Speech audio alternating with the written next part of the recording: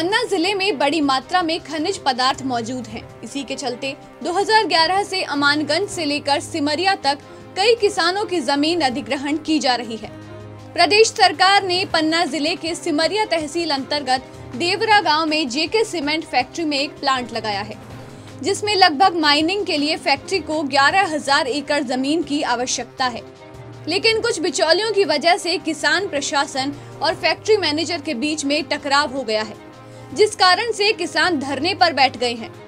आपको बता दें कि जिला प्रशासन ने धारा 247 के तहत नोटिस भी जारी किया है, जिस पर उन्हें जबरदस्ती जमीन देने का दबाव बनाया जा रहा है और प्रशासन और जेके सीमेंट फैक्ट्री के कर्मचारी ने फसल पर बुलडोजर चलवा दिया, जिसको लेकर 19 गांव के किसानों ने धरना प्रदर्शन शुरू किया और फैक्ट्री को बंद करा दिया, जिसको लेकर टकराव की स्थिति बनी हुई है। वहीं किसान ने प्रशासन और सीमेंट फैक्ट्री पर आरोप लगाते हुए क्या कुछ कहा, सुनिए।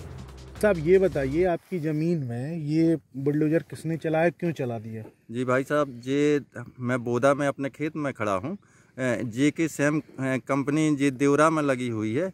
उन्होंने यहाँ आकर मेरे खेत में बिना मुझे किसी सूचना के दिए हुए शासन के कुछ एसडीएम वगैरह, तहसीलदार सिमरिया, एसडीएम पन्ना पवई के आके और बिना सूचना दिए मेरे खेत में 12 एकड़ में जेसीबी चला दी गई और मुझे किसी प्रकार की सूचना नहीं दी गई और ना कोई जानकारी दी गई। मेरा करीब 22-23 लाख रुपए का फसल का नुकसान किया। मेरे कृषि यंत्र तोड़ डाले, मेरा बोर नष्ट कर दिया और मुझे किसी प्रकार की मैंने 7 दिन से खाना तक नहीं खाया। इस प्रकार से मुझे इतनी तकलीफ है। किसान रात में पानी लगाता है और रात ठंड में पानी लगाता है, किस प्रकार फसल तैयार करता है। मुझे बहुत ही दुख है इस बात का। अच्छा, जो आपकी जो फसल नष्ट हो गई है, अब इससे आपका परिवार कैसे पालन पोषण करेगा? बड़ा मुश्किल है भाई साहब। इसमें तो हम लोगों को जीना मुश्किल हो गया। अभी के खाने के लिए नहीं मतलब रह गया। जो है अब फसल आने पर हम लोग वो कर सकते थे, लेकिन कुछ भी अब आगे चल के भगवान ही सहारा देंगे और कौन है। शासन सहारा नहीं दे रहा है। कितने एकड़ में फसल लगी हुई थी? 12 एकड़ की फसल थी। अच्छा, मसूर चना बोए हुए थे। प्रशासन ने जब यहाँ बुलडोजर चलाया तो क्या कहकर चलाया? बोले जे अधिग्रहण जमीन कर ली गई आपकी शासन द्वारा, इसमें तो हम लोग ले ही लेंगे, ज़बरदस्ती ले लेंगे, मतलब ऐसा कहा उन लोगों ने। हमारे गांव के लोग थे, मैं तो दवा कराने गया था, उस समय उपस्थित भी नहीं था यहाँ खेत में। जब आया वहाँ से तो गांव वालों ने बताया कि आपके खेत का नुकसान हुआ। मैंने आके देखा, फिर 25 तारीख को मैंने थाना में जाकर पूरी FIR दर्ज करने के लिए एक आवेदन दिया। अब FIR दर्ज हुई या नहीं मुझे कोई जानकारी नहीं। मैंने आवेदन दिया और पावती ले ली। अच्छा, ऐसे कितने किसानों की ज़मीनों पर इन्होंने बुलडोजर चला दी है? ऐसे करीब 8-10 किसान तो जिनकी रास्ताएं बना दी, उनकी पूरी फसल को चल दी। 40-40 गाड़ियां, 7-7 JCB और कई प्रकार के मतलब वाहन लाकर पूरी फसल नष्ट कर दी। और एक बगल में हमारे किसान है संतोषी भाई, उनके खेत की भी फसल नष्ट कर दी। अच्छा, प्रशासन क्या कह रहा है इस मामले में? पूरा प्रशासन का ये है कि हम ऊपर से ऐसे निर्देश हैं कि हम लोग आपकी ज़मीन अधिग्रहण कर सकते हैं, तो हम लोगों को समझाते हैं कि आके अधिग्रहण कर ली जाएगी आपकी ज़मीन, वो तो ले ही लेंगे। कंपनी को चाहिए। वहीं सीमेंट फैक्ट्री के मैनेजर आलोक राज गौतम का कहना है कि हमारा रास्ता हमेशा किसानों के लिए खुला हुआ है और हमें शासन ने 247 के तहत भूमि प्रवेश देने की बात कही थी। और क्या कुछ कहा, सुनिए।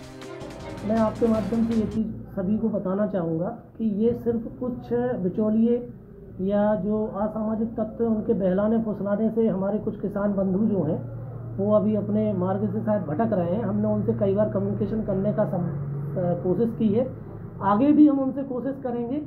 और मैं फिर से आप लोगों को ये बताना चाहूँगा कि ये धारा 247 की कार्रवाई के तहत हमने सिर्फ भू प्रवेश का जो प्रयास किया था और भू प्रवेश का जो हमें अधिकार सरकार की तरफ से मिला था हमारे माइनिंग लीज एरिया पर, हमने उसको ही जो है प्रोसीजर में लाया था, उस पर एक्शन लिया था। और इसके बावजूद भी भले ही 247 के अंतर्गत ज़मीन हमें दी गई है सरकार के माध्यम से भू प्रवेश के लिए, लेकिन फिर भी किसानों के लिए आज भी जेके का रास्ता खुला हुआ है। हम उनसे बात करने के लिए तैयार हैं और जो 11 लाख हमारा ओपन रेट है, जो हर किसान को पता है, हम उस पर आज भी उनका ज़मीन का सौदा करने के लिए तैयार और सहमत हैं। जी, लगी हुई फसल बिल्कुल भी चौपट ऐसे नहीं की गई है। पहले भी किसान से बातचीत की गई थी, उनको नोटिस भी दिया गया था और उनसे कई प्रकार की अलग अलग प्लेटफॉर्म पे, जिसमें प्रशासनिक अधिकारियों से लेकर सभी का सहयोग रहा है और उनके माध्यम से हम लोगों ने बातचीत भी की थी। हमारे मैनेजमेंट ने भी बातचीत की थी, हमारी लैंड कमेटी ने भी बातचीत की थी जाके। वहीं पन्ना के डीएम का कहना है कि धारा 247 की कार्रवाई को किसानों के हित में किया गया है। ये कहा हमें जबरदस्ती चाहना, जब फसल हमारे यहाँ से गैल है, हमको यहाँ 30 दिन के नोटिस काट दो न पहले। को कहा था, किने काट दो नोटिस? एसडीएम साहब ने। अच्छा, की का चाहने जो जमीन तुम्हारी? कंपनी के। कौन कंपनी का? जीपी का जे के। अब हमारे अब बताओ मोहताज हैं, इसी का कहते कि हमारी गर्मियन में आ जाएगी और साहब आप कुछ सहारा नहीं है। क्या कह रहे हो प्रशासन? कोई सुना ही नहीं रहा साहब। कलेक्टर महोदय के द्वारा मध्य प्रदेश भू राजस्व संहिता 59 की धारा 247 के अंतर्गत आदेश पारित किया गया था, जिसके संबंध में उनकी जो फसलों का नुकसान हुआ है उसका पहले ही मुआवजा बना दिया गया था और इसकी सूचना भी उन लोगों को दी गई थी, लेकिन उन लोगों के द्वारा चेक लेने से इनकार किया गया है। यदि चाहें तो वो अभी भी आके अपनी चेक ले सकते हैं। किसानों का आंदोलन चल रहा है और प्रशासन के साथ समन्वय नहीं बन पा रहा है क्या? उनसे लगातार बात की जा रही है और उनको समझाया जा रहा है कि जो भी गाइडलाइन है, अगर वो उस गाइडलाइन से अपनी ज़मीन चाहें तो कंपनी वालों को बेच सकते हैं। खेतों में लगी हुई फसल को चौपट किया गया है, उसके लिए वो जो उनकी फसल नुकसान हुई है उसका मुआवजा बना है और जो ज़मीन उनकी अधिग्रहण की जा रही है उसका भी मुआवजा बना है। दोनों ज़मीन और फसल दोनों का मुआवजा बनाया गया है। जेके सीमेंट फैक्ट्री के खिलाफ भी कोई एक्शन लिया गया है प्रशासन के द्वारा? किसानों के द्वारा उनकी शिकायत की गई थी तो उसके संबंध में सूचना थाने उन लोगों ने दी है, तो उसके संबंध में अगर वहाँ से जानकारी लेना उचित है। वहीं धारा 247 को लेकर भी किसानों की नाराजगी है कि हमारा बिना पक्ष जाने हुए क्यों प्रशासन ने धारा 247 की कार्रवाई की। अब देखना ये होगा कि मध्य प्रदेश सरकार किस तरह से किसानों के आंदोलन को खत्म करवाती है। समाचार प्लस के लिए पन्ना से अमित सिंह राठौर की रिपोर्ट।